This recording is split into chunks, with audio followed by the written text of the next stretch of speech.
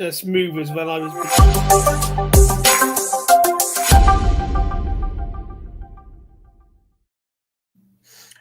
Good evening and welcome to the Cardiff City phone-in. I'm Si, filling in for Nigel for about 5 minutes, I think.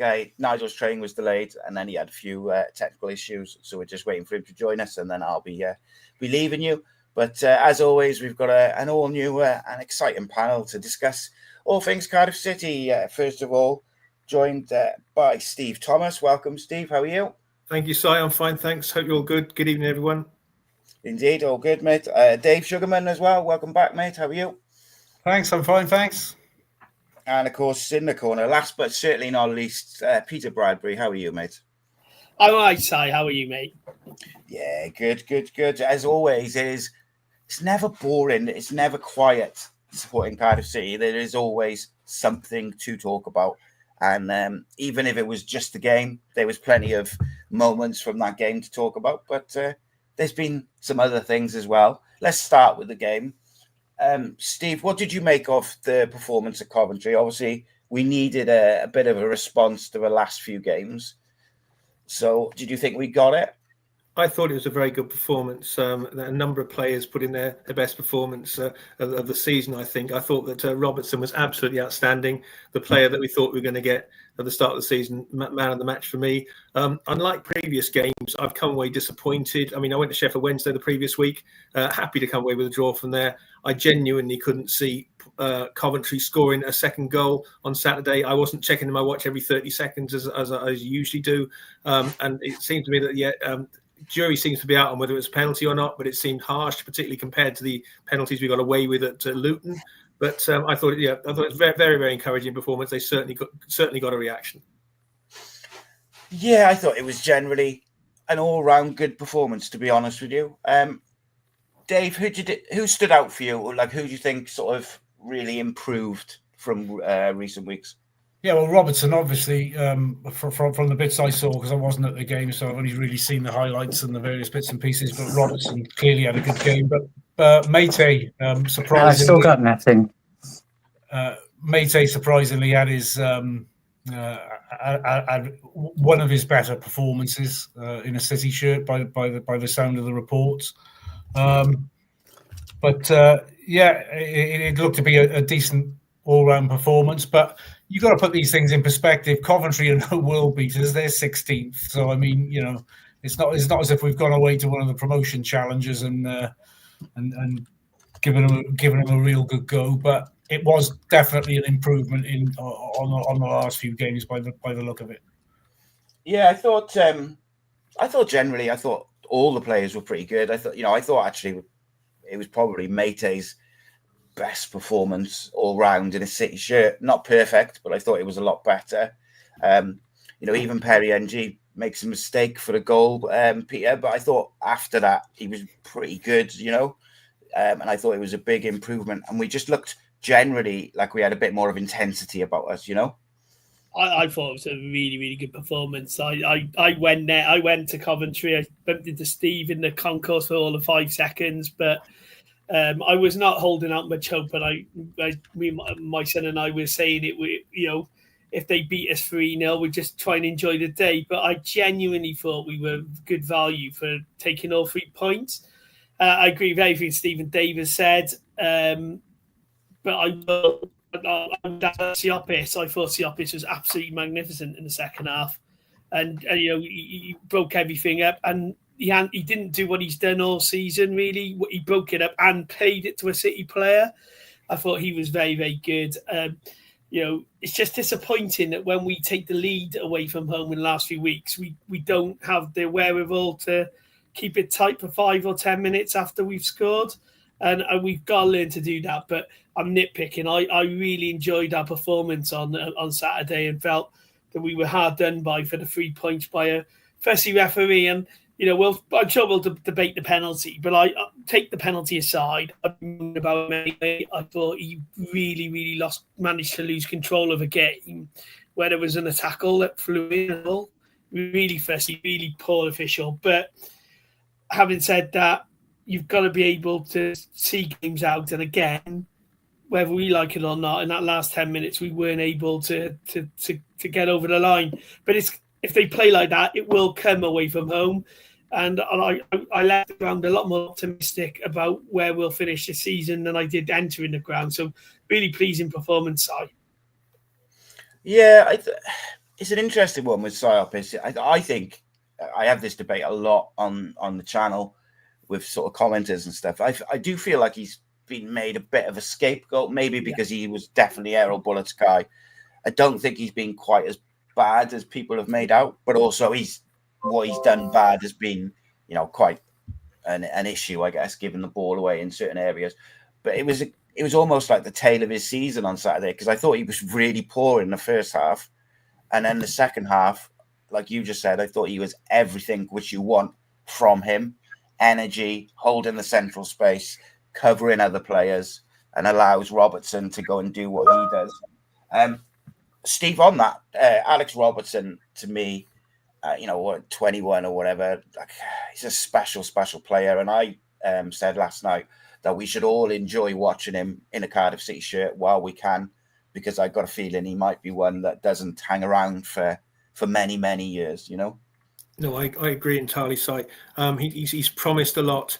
And he certainly delivered. His shot swerving away from the goalkeeper into the bottom corner was excellent. I'm slightly concerned because, again, Turnbull was having a good game until he went down. I've not seen any reports on what the injury might be, but I did see him punch the floor with the pain he was in. So that didn't look good. I think those two did really well. But yeah, you come at your point on Robertson, Si. Absolutely, I think absolutely agree with you entirely. It was the best performance he's had. And again, come back to Méïté as well. I think it's probably his best performance. He started looking like the player who we saw play against us a few times. So it's good to see him coming a little bit better in a Cardiff City shirt. Sticking on Méïté, Dave, I don't know if you saw his social media posts after the game and his celebration after he scored. There was a bit of a sort of a dig, if you like, at fans maybe who've been abusing him, is the words like that he said. But for me, I think as long as you stay on the right side of, we're all going to talk about the football. And if the football's not up to it, then you're going to criticize it, whether it's the team or the individuals.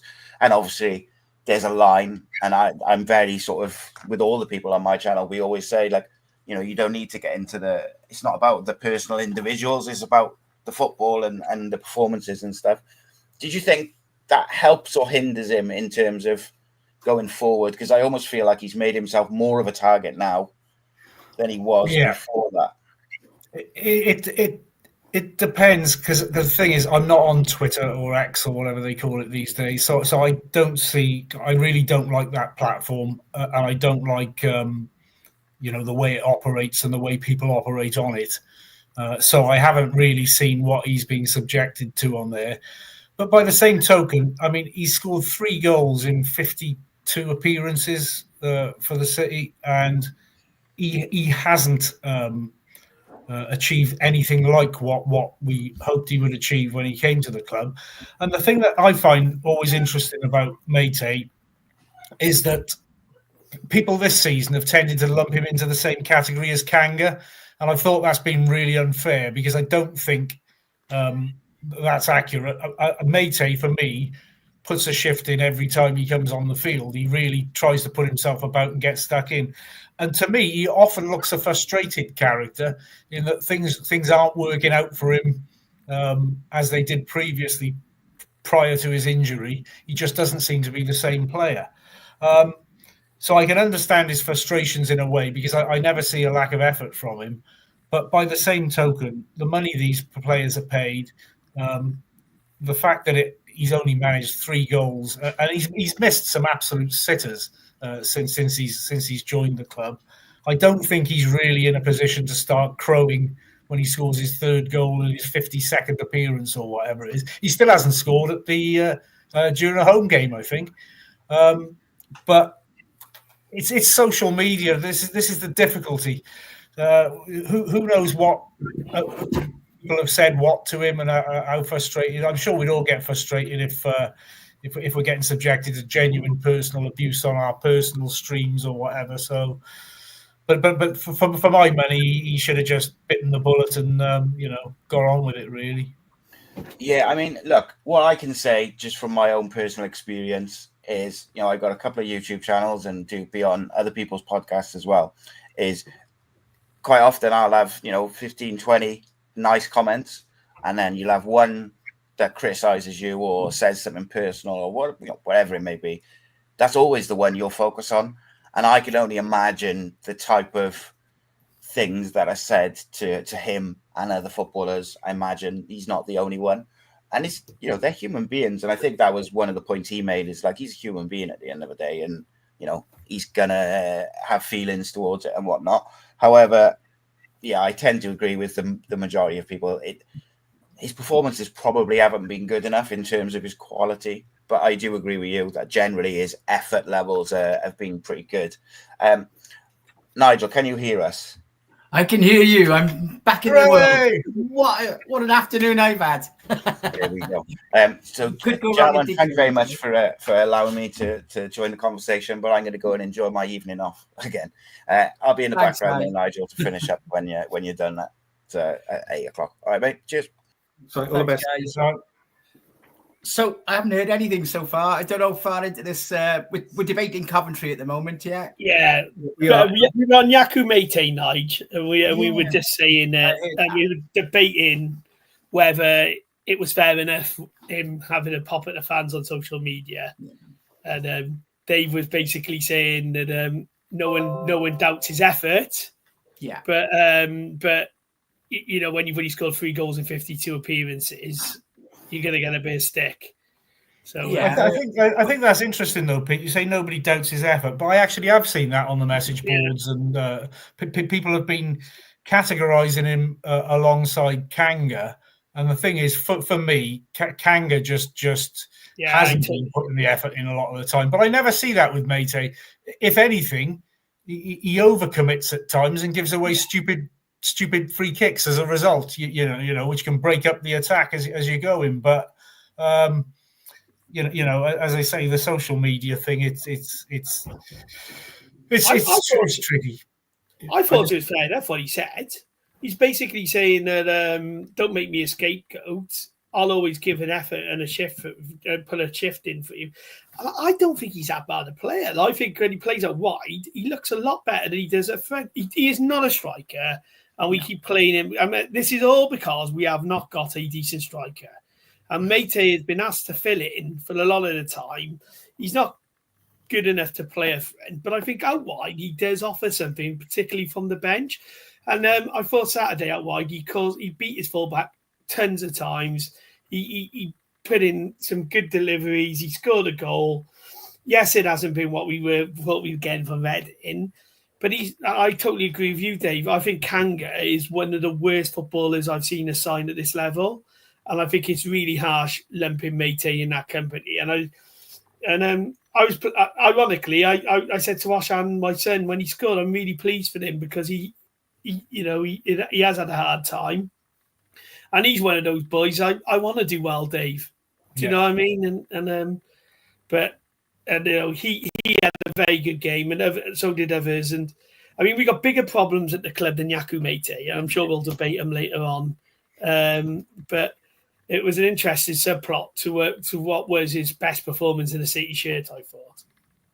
Yeah, it's nice. If I seem distracted, gents, but I've got the FA Cup draw onto my right here. You're not the only one. Man City had just come out. That'd be a nice draw for us, an easy win. They got Salford City. Salford City, God. Salford got a bite at the 4th round. Liverpool v Accrington Stanley's just come out now. So, just going back to that Coventry game then, I was actually in Bristol for the day, so I've only seen the brief highlights of the goals. But if you go back to the starting lineup, what were your thoughts on Joel Bagan being dropped for Jamilu Collins? Because he seems to have been completely frozen out of it and has taught that, he's one player that they will look to move on. And he's actually been told, I think, by Rhys that he needs to find a new club in January. And yet, all of a sudden, he comes in where I didn't think Bagan played that bad in the QPR game and every chance he's had this season. But how did you see it, Steve? It's interesting that he's been told to find a new club by Rhys. Yeah, Liverpool, Accrington Stanley, by the way. Yeah, but he is he going to be there to make the decision about who stays and who doesn't in January? Is the first question from that. I think when he first came into the side at the start of last season, I thought he was absolutely outstanding. And then, of course, I think it was a third game West Brom away. He did his terrible injury and was left out after that. I was a bit confused by it after what he'd said about him. Definitely, Nige, yeah. Yeah, it was strange. Did you see it that way, Pete? I thought Pagan was really good on Wednesday and was easily our standout player. I haven't said Collins. I thought did well on Saturday. He defensively he was very, very solid. I do like playing either Bagan or Collins to free up O'Dowda going further up the field. I think O'Dowda is our most intelligent winger, even if he's not our quickest winger. But I think we're making I think we've got good options at left back. I'm more worried about right back at the minute. And I think Perry's having a bit of a shocking season this year, and people aren't mentioning it because they've got, if Méïté is a scapegoat, NG's getting away with absolute murder this season. Because a lot of the goals are coming down that side. And I think left back we're fairly strong, but at the minute, too many times teams are getting in the back of it on the right-hand side, our right-hand side, and getting that cut back. And on Saturday, he fell asleep again for the first goal. But on the starting lineup, I think he had to change it. I was a little disappointed. I am Ruben Colwell's biggest fan, and I genuinely think you can forgive him trying stuff because he is trying to do something different and he's got that in his locker. However, I agree with what Steve and Dave have said actually about the midfield's performance. I thought Turnbull was looking really, really good, and then when Ruben did come on, because he'd realised he'd been dropped, he looked sharper again. Sharper, that was not an easy ball to Robertson for that second goal. And he made it look easy. I thought, Ken, that is the midfield I want to see more often. I don't want to see Rolls in the team. I want to see CO. I want to see Robertson, and because when CO plays, Robertson can go further forward. I want to see Colwell getting into pockets of space and making things happen. But he got it right. He got it right. I think. Visa, you can't. Because for much of that second half, I thought we were not just a better team, we were the only team looking like we could get the third goal. So we'll see. There's a comment there. Pete says, I'm a huge fan of Ruben, but he needed to kick up the bum, which helped him put in a better performance. Yeah, I think I totally agree with that. I don't think I would build a side around him, but I don't mind even when they haven't played well, or they haven't played well. In Ruben's case, for a couple of games, let's be honest, he hasn't been at his best. Yeah. Put him. You sometimes need to say to young players, go on the bench and come on and influence it our way. And he was. It's all with Ollie Tanner, isn't it? That was the same thing. That he was another, because I thought he had a really poor game against QPR. And when Cardiff have played well under Rizza, the Colwell Tanner axis has been one of the key reasons why. But they both faded a bit recently, I think. Yeah, I thought Colwell. I'm not going to pull any punches. I thought he was really poor against QPR, and I thought he was overplaying so often during that game with the little step overs and tricks and flicks that just weren't called for.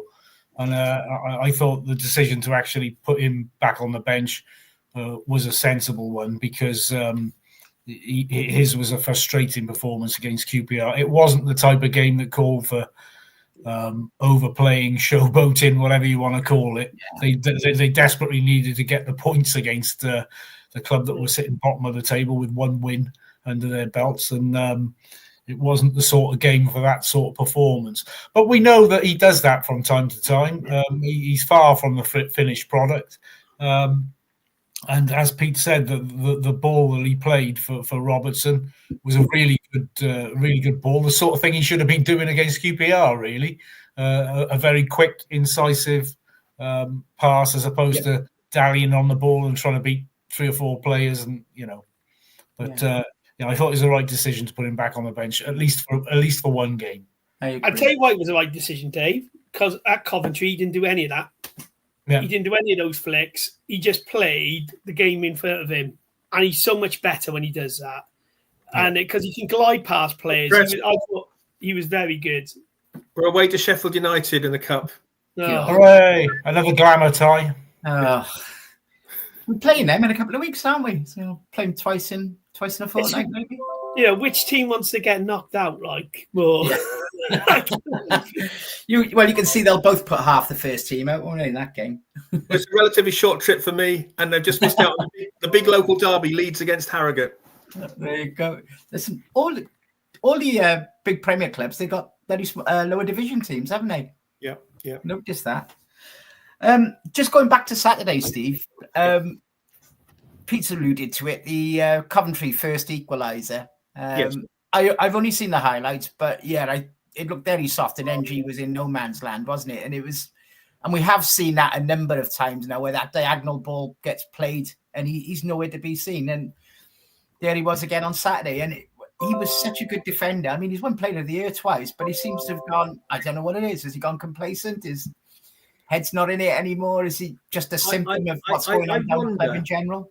I wonder if we're playing, shoot me down on this if you want, but I wonder if us playing more attacking with players moving forward on the wings is leaving both sides kind of exposed. With Jamu Collins, particularly in Ritz's first game away at Hull, was constantly 2-on-1. I agree with you entirely about Perry getting caught out. And of course, it happened at Sheffield Wednesday as well. When again, the last two away games, the first, when we take the lead, both games we've only held on for 2 minutes. On Saturday we scored in the 5th minute. They equalised in the 7th. And again, we've got to wrap that up. Hopefully, when we went ahead the second time, it's much better. And I thought leaving the first goal to one side, we were defending very well. As Pete said earlier, we were inviting them onto us towards the end, but I genuinely couldn't see Coventry scoring again. No, and I think they'd given up hope by then, by the sound of things, hadn't they? So that second goal by Robertson, what a beautiful shot! I saw the slow-mo where he's literally killed it away from the keeper, tucked it right into that corner, hasn't he? Yeah, it was absolutely superb. Both are absolutely crackers. And I thought he had a poor game against QPR, but I think it was just the way we set up that night. He was playing, just seemed to be far too deep. But from what I can gather, he was a lot more advanced on at Coventry. And maybe it's just that midfield gives him that better opportunity than he had in the QPR game. With a lot of people criticised Joe Rawls. I didn't think he was an absolute disaster against QPR, but it just seemed to have benefited from the changes that were made at the weekend. Yeah, I think Jonathan Davis has just put a comment in that's coming. The ref done his best to carry Coventry through that game. I think we were speaking earlier on before we came on air. It seemed that we were on the end of a number of unfavourable decisions. There was one in the second half when it wasn't the second half when Robertson did a fantastic tackle, got the ball, and he was pulled up for a free kick for it. I mean, I thought it was an absolutely perfectly timed tackle. He got the ball, and again, often we so frequently seemed to us we were on the end of some very, very disappointing decisions on Saturday, not just penalty. I saw that Cardiff had 7 yellow cards on Saturday. Coventry had 1. It was ridiculous, Nige. And it wasn't a dirty game, was it?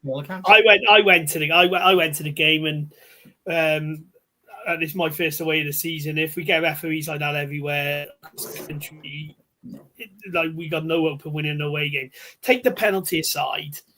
Some of the decisions he gave in terms of marginal free kicks in that second half, which put us under pressure, were ridiculous. And everybody's going on about the penalty. I think it's harsh, but they're given, right? So you can't. I don't think, I would be crying for it at the other end of the field. You see it again, and I'm just being honest. I wouldn't have. I don't think it was a penalty, or should be a penalty, but the letter of the law probably is these days, right? But not about 90 seconds earlier, Gutas is taken out by Ellis Sims in the build-up, and he gives nothing. And he's given, and Steve will tell you, he gave every fussy free kick, didn't he, Steve, against strikers all game. Rhys got penalised quite a bit, and that should have been given. And if we get that free kick, then we're at the other end of the field, and we're nowhere near conceding that penalty. With like 6 or 7 minutes ago, we've had it on time, Yeah. So he was just a really fussy, poor referee, and the linesman on the one side, I don't think he even gave us a throw in. He was the one who gave the penalty. But again, Nigel, you've got to see it out, and you've got to see games out like that. And I just feel that the minute away from home, when it's not luck. We again, even though we were the better team for much of our second half, we still dropped far too deep in that last 5 minutes away from home at Coventry. And we got to find a way of getting up the pitch. Yeah. What I will say, though, what a difference it makes when you're under pressure away from home and you've got a striker who will run and work and hold it up for you like Rheindorf did in that second half. Yeah. Now, I'm not pretending he's going to come in and score 15 goals or turn into Carl Dale overnight. But what he will do, and you can see it, is run channels and give options for midfield players to get up the field. And he has to be in the squad from now on because he is much better option than Kanga, a much better option than Kanga. And I thought he would, and the fans took to him, didn't he, Steve? As soon as he when he made, fans were like, "Yeah, we got this. Is this is so much better." And he had a bit of a he had a very good debut in the league, considering how young and how the level of football he's been playing. He took to it like a duck to water, really. I thought he is raw, but he's different, isn't he? And we got a lot of identikit players who But isn't it kind of baffling that it's taken this long? I mean, I thought Rhys has made a few strange decisions in the last few weeks, but I thought putting him on the bench for the QPR game and then under the circumstances not bringing him on at all was just absolutely nuts. Yeah. Because we were crying out for somebody to do something different in that game, having all the possession and all the sort of build up to the edge of the area, and then just getting nowhere in the final third, and then having a young striker who we've seen at under 21 level and in the cup games can open things up a bit and do a bit and is a bit more unpredictable. To leave him jogging up and down on the touchline, I thought that was almost suicidal, really. It was just nonsensical, but there we are. Dave, can I don't disagree with the word that you say there, but just to play devil's advocate a moment, the interview with him last week, the interview with Rheindorf last week, he did say that he finds playing against men different to playing against the youngsters he's playing against for the under-21s. So was there a case, and again, not disputing what you say, was there a case for getting him used to, first of all, being around the first team on the bench against QPR and then coming on as he did on Saturday? And again, it was, as you say, Pete, it was very, very refreshing to see a player actually closing people down, because if we're pressing up the pitch, then we're stopping the other team getting the ball forward. It sounds really basic, but that's something that Rheindorf did that we've not seen for a while. The QPR one was a bit strange, though, because Rhys warmed him up virtually the whole second half, didn't he? And there was a suggestion that he turned to him to bring him on, changed his mind for Méïté, but then thought to bring him on again and didn't realise he'd already had his 3 lots of changes. But I don't understand why it's taken this long anyway. No. Given how little Kanga has offered and how little they've actually got in terms of strikers, why has it taken this long to actually get him? Even if what Steve says has some relevance in terms of being around the first team, he should have been there months ago. We saw in the cup games that he offered something, and we've seen enough evidence that, unfortunately, with the best will in the world, Kanga offers next to nothing. I mean, I think he's one of the most fascinating players we've signed during my entire 40 years or whatever it is following the City, because I've just never seen anything like him. He looks completely disinterested, and he just looks like he's got nothing at all. So how has this guy ever done anything anywhere?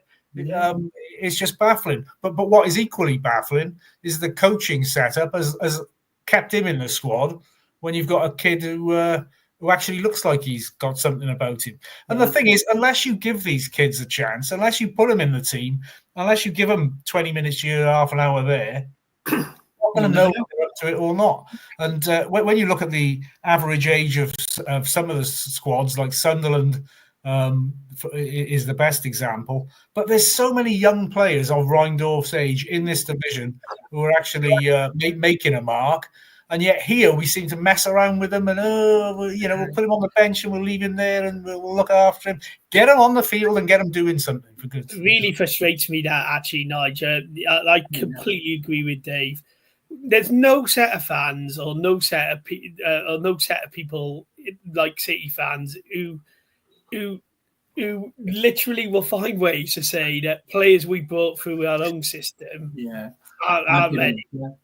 I genuinely think City fans are never happier unless we get a player who's been around the Championship for 5-10 years and done nothing in the Championship, and then we sign him. Oh, well, he's been about, excited. I'd rather this model. And but the one thing I'll say, it made me realise how much we miss Isaac Davis, for instance, as well, because he's another one who runs it behind. And Robinson's a really intelligent player, Callum Robinson. I think we're a better side with him in the team when he's fit, but he's not fit at the moment. He's clearly not fit at the moment, no. And he doesn't run in behind. When he is fit, he's more of a sort of false nine type, running late type of striker. This kid runs in behind, runs channels, works hard. He had a shot that he dragged wide, which he created it himself. He put a good cross in, which Méïté almost got on the end of. He showed more in that 25 minutes than we've seen all season from most of our strikers. And I'm totally with Dave. I want to see the kids get more opportunities. I want to see Capaccio, playing instead of NG, because if NG's not doing it, why should he be in the team every week? Every goal is coming down his side. Surely there's a case for the Capaccio who coped last year with a rebo from Southampton.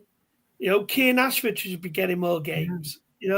These are players that last year beat Southampton who ended up getting promoted to the Premier League. You've got to give them opportunities. But I was really pleased for Reindorf. And I totally agree with Dave. It's frustrating we haven't seen enough of him this season, to be honest, because he looks a decent find. Can I add to what Pete's just said there about Isaac? I think one of Isaac's best games was against Leeds in the Cup a couple of seasons ago. Oh yeah, when he was very, very good at closing down. And they were saying that because of the way the teams in the Championship play, they don't play out from the back like Leeds did because they were a Premier League team at the time. But now, if you look at it, every team in the Championship is playing out from the back, and that's when we need the pressure. And Isaac is particularly good at that. So we will be a better side when Isaac comes back from his injury. Yeah, I agree. Yeah. I think, like I say, that's the blueprint to go away from home. Now they've shown they can do that. They don't have to sit it in and defend for 90 minutes and hang on for the point. Like last week I've never been as bad as we were at QPR. We made Sheffield Wednesday look like Barcelona at times the other week, and it was like go away from home and have a go at teams. And I think that's the way to go. And I hope Rhys sticks to it, because away from the run of the Rhys is why I am not someone who advocates him getting a job, is because I think his substitutions and his tactics away from home have been baffling. Been found. Yeah, it's quite strange, isn't it? Because Cardiff, as much as they struggled the last couple of years, you can usually rely on them to get away results. And they get 6, 7, 8 away wins a season. And now is it 10 games since we last went away? And it's Birmingham back in March. It is 10, but this season the stats is played 9, drawn 5, lost 4. Yeah. So it's not a disaster. They're not losing every game, but these draws to have not got a win yet is it's a manner of reasons why they are where they are, basically. It's a manner of the draws as well, Dave, isn't it? When you go into Sheffield Wednesday and you've taken the lead and then they score and then it's like the Alamo for the next 70 minutes, that's not what you should be doing. No, notice we should not be showing the type of respect to Sheffield Wednesday that we did to West Brom. Do you know what I mean? You should be going there and trying to win the game. And I think, but Saturday, I thought we were really good. So I think if that's the mindset we go into the next few away games that we've got some winnable ones coming up now. 3 points away from home makes a massive difference this season in this league. If you can pick up a few, and we've got to start winning at home more often as well, and that's why we are where we are. I don't know whether we want to talk about the letter, Nige. Did you have anything? Yeah, I suppose we better have a conversation about it. So, obviously, I think the mood has gone quite ugly because the performances haven't been good. It's 2 points out of 15. And now we're 10 and a bit weeks since Bullet was sacked. And let's be honest, we all knew he was going for 2 or 3 weeks before that, wasn't he? There was no way out for him. So they've now had, you could say, best part of 3 months to sort out the managerial situation. And I guess the worst element is that there's not any communication at all, is there? And reading Alex Robertson today, the players haven't got a clue what's going on. I think that's reflected in some of their performances and displays, particularly as you got, 13 players going out of contract, and there's players that you really want to keep, like a Callum O'Dowda. From what I hear, there hasn't even been a conversation with him yet, and he's free to talk to anyone in 5 weeks' time. It just seems an unbearable, ridiculous situation. But how many times have we seen it? As people will say, what a great owner Tan is because he puts money into the club. But time and again, we just see these mistakes, this lack of communication, and a dysfunctional club, really, isn't it? That's how I see it. How do you see it, boys? Dave? Virtually, he's almost become like a sort of absentee owner in that he the last couple of seasons he says next to nothing, which may be a good thing in some respects, but but then you've got a situation whereby Dalman has said some things in recent seasons where it's almost like he's in opposition to Tan in some respects. You do not know what that relationship is really like. For a football club at this level to have a CEO who spends more days a week at a car showroom than he does at the football club just kind of sums up where we're at, really. And we could no doubt on this show you've talked about the manager's situation at length, but for me the fact that we've got the fan base is just happy for this situation to go, whereby Cardiff City is becoming a training ground for novice managers. I think it's absolutely ridiculous. I don't think Rhys should be managing this team, full stop, as far as I'm concerned. I don't think he's got the pedigree. I don't think he's got the background. He's learning as he goes along, which is all lovely for him, but I think he should be doing it in the National League or League One, League Two, rather. But that's where we're at. It's almost like the fan base is in a sort of a stupor. The whole club's in a state of torpor at the moment because it just drifts along, and nobody really knows what Tan is thinking, if anything.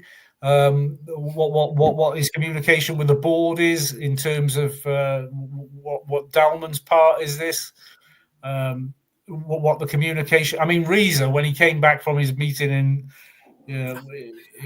what was that about? Malaysia. I mean, what was that? My father, who was 90 last week, he said, look, this is the type of guy Tan is. He just wanted to size him up face to face because he's sort of old school, and that may well be true. Who knows? But what any of that achieves, I think it's just absolutely ludicrous that we're in a situation whereby, we're just above the relegation zone. We've got players out of contract, as you say, coming up. We're coming up to a transfer window in less than a month now. And we've got a novice manager who doesn't know if he's going to be here next week, let alone next month. It's ludicrous, really. Last time I was on you, Nigel, I said pretty much what Dave said then about reason. And there's a man, look, for all the best will of the world, his managerial experience, he got sacked by Chester and he's been sacked by Orient, right? And as good as it was, the 4 games where we won on the bounce, everybody knew that as soon as everybody knew in our hearts, as soon as teams worked out that this false 9 tactic, All you have to do is do what QPR did and stay in or close down Colwell, and we were going to be in a bit of bother. Some of the comments are coming in. I mean, some people saying Pep started at Barca, should he start at League One? He started with Barca's B team in the third tier of Spanish football. That's where Pep started. There is no grand plan here, right? There's no secret strategy. They are this incompetent, right? That's what it is. And I can tell you, I've met with Ken in particular on a number of occasions. He hasn't got a clue. He has not got a clue. So there's no. He's a lottery winner, isn't he? He's a lottery winner. There's no grand strategy here. Like waiting for Bilic isn't as people say in January. Well, who says Bilic is going to be able to do the job? Well, I mean, either there's a fantastic job or he falls out with the board. It's. I mean that's one of those rumours that's just popped up, and we've got no idea if there's any veracity to that at all, really, have we? I don't know. You think, Steve? Yeah. Well, what I was going to say was when we got promoted out of the doldrums in 2003, it seemed like we knew where we were going. We started off with Lenny Lawrence, who got us up, and we sort of built the squad up there. Lenny took the team as far as he could go. Dave Jones came in, again, built the squad up. We knocked on the door for a few seasons. We got the cup final, of course. We got to the playoffs 3 seasons on the trot. We didn't go up. The day against Blackpool is one of the worst days I've had following this team, closely followed by the Bristol City playoff loss. So, I loathe playoffs. But we did sort of move on. And then when that happened, Malky came in. He had 7 players, got us to the League Cup final the first season he was there and to the playoffs. Season after that, he got promoted. That's when things started going wrong. Obviously, it's well documented what happened with Malky. But then we brought in Solskjaer. And we seem to have gone downhill. There was a bit of a blip with Warnock coming in, got us up the Premier League for that one season. But really, that was a bit of a break from moving downwards.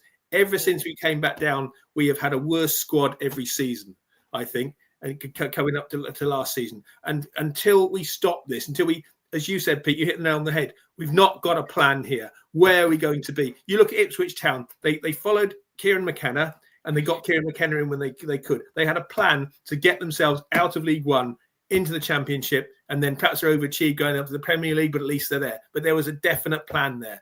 Where is the plan here? I mean, Vincent Tan, great businessman, obviously. He built up his leisure empire. Clearly, they know what they're doing about selling cars. Mehmet's obviously clearly a very good merchant banker, but surely in all businesses, you have to plan for the future. You have to not plan week by week. You have to surely look further into the future. And until we start looking into the future and having a plan, we don't know what we're going to do. Most importantly, why are players of ability going to want to stay? Why, when they come to look at their new contracts, are they going to want to sign a new contract to stay here when we don't know what that plan is? We need a plan. Yeah, I mean the situation is if... a lot of people have taken to Omar Reza, which is fair enough. A couple of the performances were decent and what have you. But to me, it's just farcical that we're in this situation now whereby we're currently being managed by a guy who's a complete novice who literally, don't tell me any Cardiff City fan had heard of this bloke 6 months ago. You know what I mean? He was first team coach at Watford last season when they were garbage. I mean, we're not talking about somebody who was a club legend here. Therefore, he was a manager in waiting, or somebody with a long playing career in the Premier League who you always knew was going to be a manager one day, or something like that, or a young coach who'd sort of had success at the lower levels and come up. This guy's just a novice, and whether you like him, whether you don't like him, whether you've agree with what he says, whether you don't. It's farcical that we're in this situation. A club of this size, in this division, given the what's happened here the last couple of years and how close they've come to relegation, we're still messing around with novice managers. I mean, it's mind blowing. Yeah, they just it's the cheap option every time, isn't it? The cheap, easy option. They will not invest in a tried and trusted manager. And you look at the other clubs who have sacked managers this season, their first thought is looking at what sort of quality, whether you like Frank Lampard or not, and I don't. Coventry got rid of Robbins, and they've looked for someone to upgrade on Robbins, and in their opinion is an upgrade. We never do that. We never look to upgrade at all. We always look for putting a square peg in a round hole, and then you bring him in. You don't give him the structure or the support. They've got no chance. No manager's got any chance with the setup they've got at this club. You mentioned Coventry, the situation at Coventry and Lampard. I wouldn't be a big fan of Lampard necessarily, but the truth is that he took Derby to the playoffs. He's managed Chelsea twice, and he's managed Everton. Our manager had 7 games at Orient and took him into the National League. I mean, that's where we're at. It just baffles me. And it's not like we haven't done this before. Steve Morrison. I remember having this argument back then on this program, and people were telling me it's fantastic football. We weren't scoring goals. We were heading down under Steve Morrison. That's where we were heading. And how I know that is he's gone to Sutton, had 30 games at Sutton, and taken them to the conference. So it's frustrating me really, because actually when you look at great sliding doors moments in Cardiff City history, you look at the structure Malky put in place with Ian Moody as a sort of director of football, proper head of recruitment, and they were going down that path. They had proper Gaffin as CEO, and because of what happened with Moody and what happened with Malky, Tan didn't think, oh, well, these guys have let me down. I'll bring replacements in who I can trust. He just thought, well, I can only trust myself. And he has never, as much as we can call for a director of football, how that club has not got a full-time CEO who is on site every day and is accountable to the staff when the turnover of the business is over 38 million quid. How you can do that. And, what frustrates me, Nigel?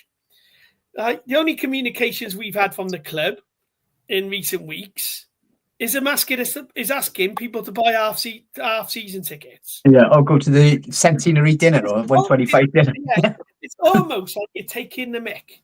And I know. I'm sorry, Jeff. 16 points on 12 games with 28 games to go. I'm sorry. No, he should not be in charge. The substitutions of Bristol City, the subs he made against QPR, the way we've set up away from home, I disagree. He is not. Omar Riza is not the answer, and the answer staring us right in the face. Steve Cooper's been let go by Leicester. He knows the area well, but he's not stupid. And today he's turned around and said, "No, I'm looking for higher in the pyramid." That's code for this club's not ambitious enough for me. Yeah. And can I just touch on something that Pete mentioned earlier, and I think Steve mentioned it as well. We're talking about the recruitment, player recruitment has been suspect, let's say, in recent seasons. To a large degree, and yet here we are coming up to what is undoubtedly a critical absolutely transfer window, and we're in a position whereby A, we don't know who the manager's going to be, and B, if it is Riza, then we're going into it with a novice manager who's never been in charge of a transfer window before. These are the sort of gambles that the club is taking. It's not just that, Dave. It's how are you going to entice players in January? We've got to get a decent striker in, and someone who's going to get us 6-7 goals in the second half of the season. Most other clubs will want them, but if you've got a few championship clubs interested in you, and one of them's us, why would they choose us over anyone else when they can see the chaos down here, the kind of fan feeling, all sorts of things? It's you just can't expect things to just progress if they keep doing the same things over and over again. It's the spin dryer syndrome, isn't it? Can I respond to what Jeff said there? about Omar being knocked. I think Omar has done. Yeah, that's the comment. I think Omar's done a better job, seeing as how done a better job than Bullet did at the start of the season. But that's not really saying much, as he got one point in his first six games. So we have improved. We can't deny that. We've had some good home wins and some reasonable away performances as well. But I shared Dave's concern that if we don't get somebody in, we're seeing increasingly from the Luton game on, I think, teams working us out, stopping Colwell play and realising how to stop the false nine system. And also the point is made in, sorry, it's further up the comments for me now, but kind of about QPR played us superbly, didn't they? They got everybody back behind the ball. We couldn't break them down. I think we had 24 shots in that game, didn't we? But I can't remember proper chances that we were getting in that game. I mean, yeah, their goalkeeper made a couple. He made the keeper, But at the end of the day, we didn't take the game to them. Where we've done better is where we take the game to the other team at the start. We play like a home team. First 10, 15 minutes, we're batting on the door, trying to get through it, but we didn't do that against QPR. And I also want to make the point that, we've, as Dave said, we've played 9 away, we've drawn 5 and lost 4. I have to keep going away because I don't want to miss that first away win. I mean, when you read the letter, Nigel, what they're asking for is urgent communication to the fans on the current managerial situation and the process involved in the hiring. I think that's reasonable for, fans who are paying their money week in, week out, travelling thousands of miles across the country. It was 30 quid a ticket on Saturday. Going, it's not, and that's not cheap when you're living in South Wales and you've got Christmas round the corner. A clear, coherent, credible plan for the immediate season and a long-term plan which outlines how the club plan to break the cycle of failure and progress on and off the pitch. A commitment to complete transparency and honesty through more frequent communication with supporters, working hand in hand with supported organisation. I mean, that's what they're basically saying is we want what everybody else seems to have. It's just common decency and basics, isn't it? To have fan communication and just speak to us now and again. But Delman only turns up when he has to. When he's got news to update on the Salah legal case, he'll go and talk to his, the chosen few. And that's fine. He goes and talks to them. Fan advisory board or the supporters parliament, he goes to those because he has to. He doesn't go up for the love of it. And then when he turns up, he doesn't make any contribution to it. And they just tend to be a complete waste of time anyway. You see those reports afterwards. There's no engagement from him at all. And then Ken Chew's just, Ken Chew, isn't he? You just wonder why the Delman's here because he's got fantastic loan interest and he's involved in that legal case and he gets amazing consultancy fees. I can't see what he's offering the club otherwise. Maybe I'm missing things and being unfair to him, but he's not running the club as the chairman and Chew's not running the club as the CEO should. Mehmet's more switched on than Ken. Undoubtedly. More switched on. And I think of Ken saying I work hard. No, you don't. This should be your part. This club, this is an institution in Wales, not just a football club. It's one of the major institutions in the capital city of Wales. It deserves more respect than a part-time CEO. And I think the other thing I'll say on it all is, look, people are entitled to disagree on Omar Reza, but I think we can all agree that there isn't a long-term strategy, and there hasn't been a strategy at all for about the last, I think for the decade. We had a golden season under Warnock. We almost stayed up in the Premier League, but since then, it's been pretty much other than the Harris season where we got to the playoffs, pretty much a downward slope. And I'm sorry, as I've said on here before, Vincent Tan puts millions of pounds into his football club. That doesn't mean he's a good owner.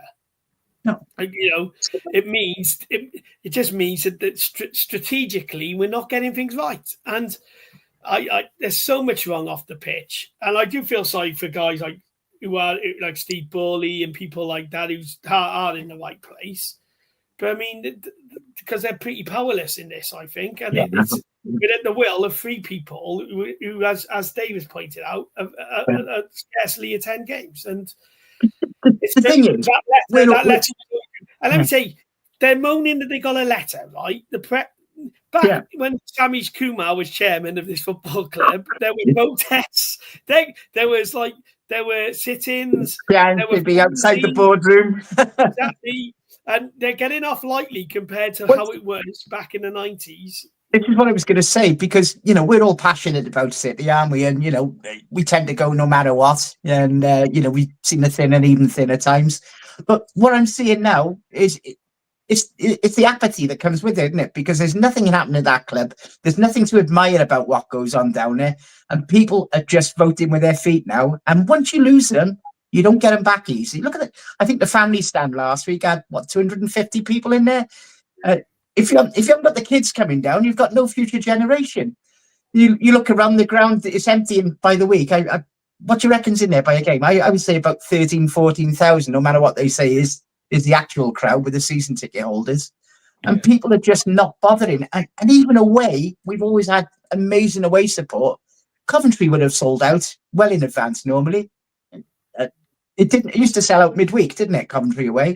Yeah. And the away support is starting to erode a little bit as well. And these are worrying signs for me. When you lose these supporters, you will not get them back, particularly under the current stewardship, if they carry on as they are. And there's a danger we're going to get passed by Wrexham if we're not careful in the next 5 months. And once you do that, how do you build this club back up again? It's a worrying time, and they need to understand that.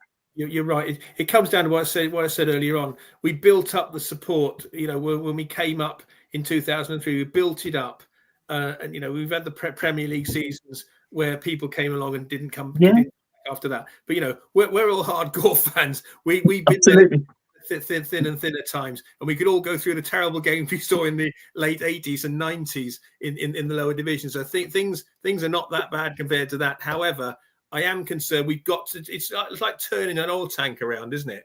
We're going in the wrong direction. We've got to do something to get us going back in the right direction, and that means we've got to get a clear plan for everybody to know. Particularly, not so much us fans, because we'll still be there, whatever. But we need a clear plan as to what's happening on the management front, so that we know the players who we may want to re-sign, who are there now, may think about re-signing, and also be attracted to players who want to come in. I took my 12-year-old son with me to Coventry.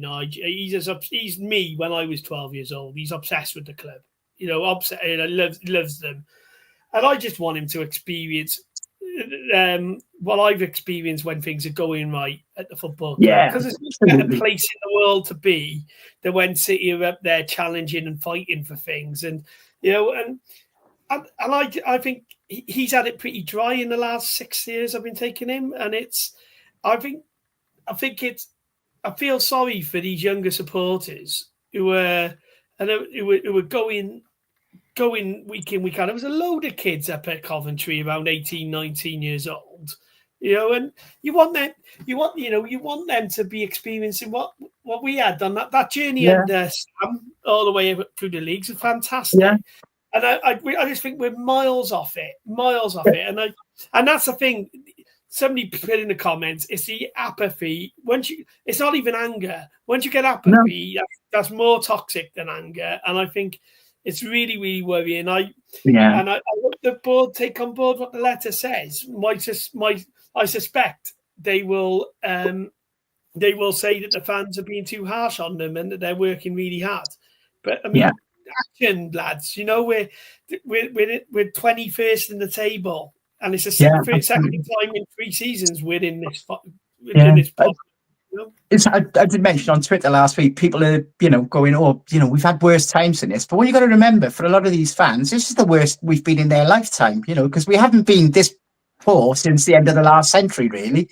And, we've been used to seeing fairly heady times until the last few years. And so it is, it's really concerning for all. Gonna have to wind it up here. We've only got a couple of minutes left, so thanks everyone for contribution tonight. But obviously, let's just talk very quickly before we delve off about the game on Saturday, home to Watford. What are you hoping to see there, and what are you predicting? Let me give you a tip then. We haven't drawn at home since we haven't drawn at home since Blackburn 0-0 draw in February. I think a draw against Watford is a banker. They always beat us at our place, and we always win at Vicarage Road. I mean, I think it's a very winnable game, and if we play like we did on Saturday, end on a positive, I think we can get a result. But again, it's about consistency now. They've laid a marker down on Saturday how well they can play away from home. They need to start winning again at home, and hopefully picks the right side, and we can do it, Nige. Yeah, absolutely. Steve, very quickly. We've got 3 interesting games coming up now with Watford, then Preston, then Stoke away. They're all winnable games, and I'm hoping to come back on in a few weeks with you again, Nige, with smiles on our faces again. Let's hope so. And if it all goes wrong, we've got Christmas to look forward to anyway. We don't have to worry about it for a little while. If you want to watch a bit of Welsh League football on Friday, Cairo versus Ponty United, and then if you're not going to Stoke, Cairo versus Barlow in the Welsh Cup. Oh, sounds good. I have to go to Stoke because I don't want to miss our first away win. Good on you, Steve. Dave, Steve, Pete, thanks very much, guys. Thanks, everyone, for listening in, and we'll catch you all again soon. Right. Brilliant. Bye.